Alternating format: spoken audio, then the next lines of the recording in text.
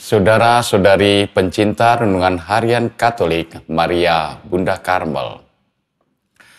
Pada hari Minggu ini, gereja merayakan Misa Minggu Palma, perayaan mengenangkan sengsara Tuhan.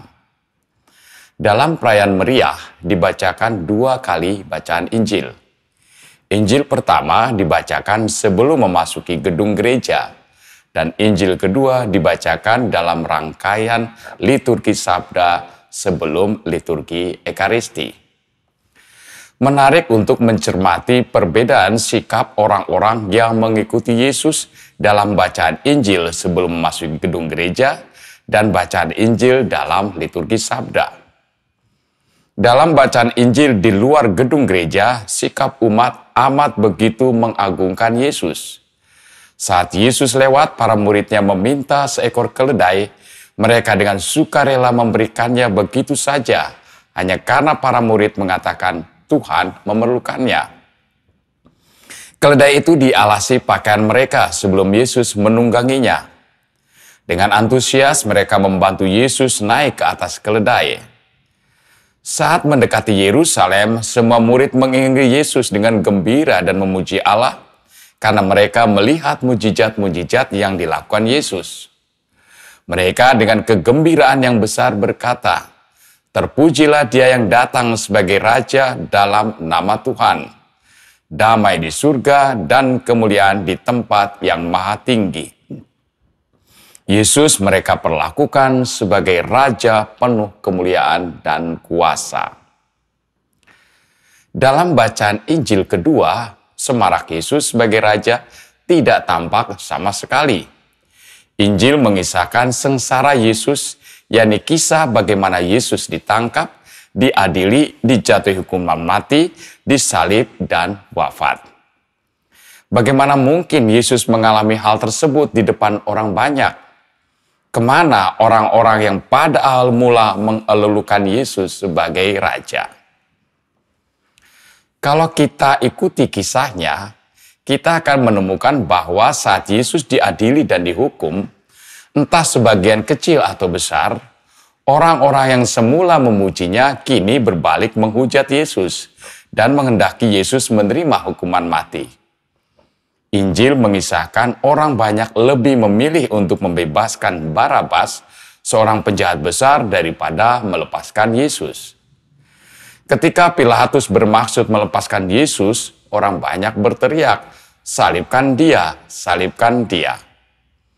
Orang banyak yang semula berteriak, "Hosana, terpujilah Dia yang datang dalam nama Tuhan," kini berteriak, "Salibkan dia."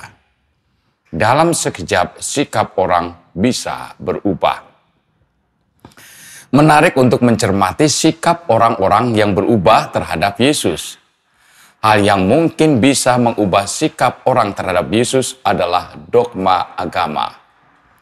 Para pemimpin Yahudi semakin kehilangan wibawa di depan banyak orang karena Yesus mengajar banyak orang dengan berbeda dan membuat banyak mujizat.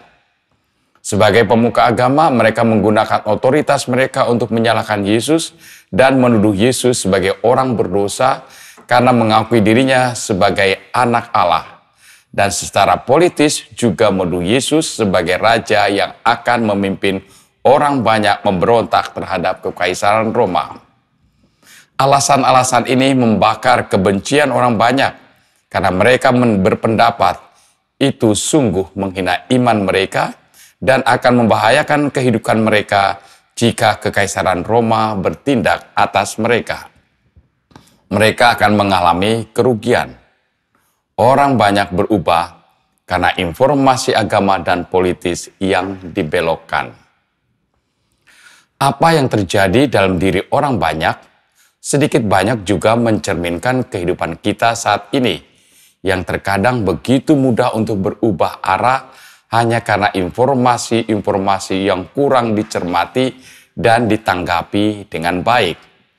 Apalagi jika isu itu berkaitan dengan iman dan institusinya dan kelangsungan ekonomi. Yang dimaksud dengan iman dan institusinya adalah orang-orang atau lembaga-lembaga pelayanan atas nama iman. Begitu mudahnya tersulut emosi jika iman dan yang berkaitan dengannya dikritisi atau dibaharui.